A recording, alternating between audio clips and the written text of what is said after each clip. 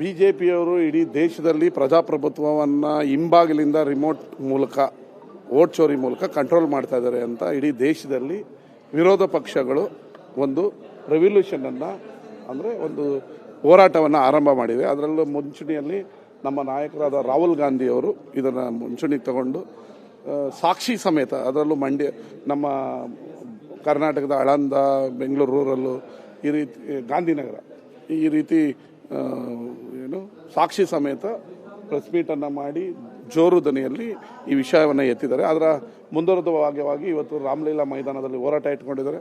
ಅದಕ್ಕೆ ನಮ್ಮ ಮಂಡ್ಯದಿಂದ 200 ಜನ ನಾವು ಬಂದಿದ್ದೀವಿ. ಮತ್ತು ರಾಜ್ಯಾದ್ಯಂತ ಒಂದು 2-3 ಸಾವಿರ ಜನ ನಾವು ಈ ಹೋರಾಟಕ್ಕೆ ಬಂದಿದ್ದೀವಿ.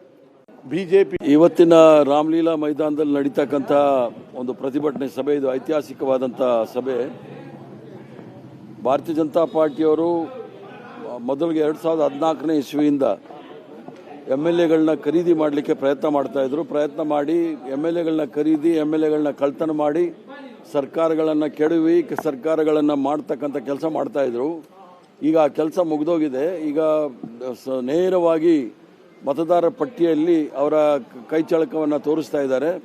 ಅಲ್ಲಿರ್ತಕ್ಕಂಥ ದುರ್ಬಲ ವರ್ಗದವರು, ಅಲ್ಪಸಂಖ್ಯಾತರು ಇವರ ಮತಗಳನ್ನು ಕದ್ದು ಮತದಾರರ ಪಟ್ಟಿಯಿಂದ ಅವರ ಹೆಸರುಗಳನ್ನು ಕಾಣೆ ಮಾಡ್ತಾ ಇದ್ದಾರೆ. ಆದ್ದರಿಂದ ಎಲೆಕ್ಷನ್ ಕಮಿಷನ್ ವಿರುದ್ಧ ಭಾರಿ ಪ್ರತಿಭಟನೆಯನ್ನು ಇವತ್ತು ಹಮ್ಮಿಕೊಂಡಿದ್ದೀವಿ.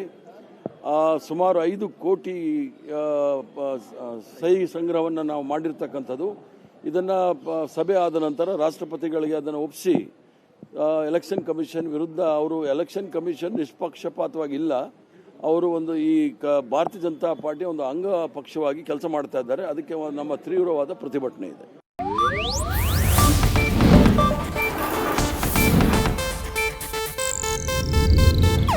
ಇದು ಏಷ್ಯಾನೆಟ್ ನ್ಯೂಸ್ ನೆಟ್ವರ್ಕ್ ಪ್ರಸ್ತುತಿ.